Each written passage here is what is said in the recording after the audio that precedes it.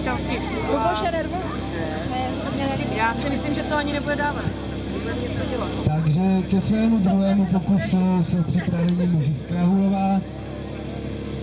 Mladí muži, tentokrát V prvním soutěžním kole měli Dělabý startuje, přenechává pak tomu ty pozici nemlece.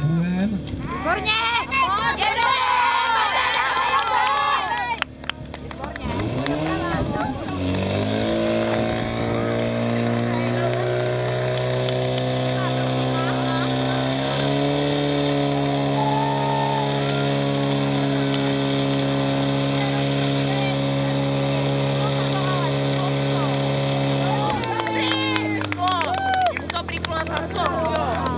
Jemu to priklo znova, no.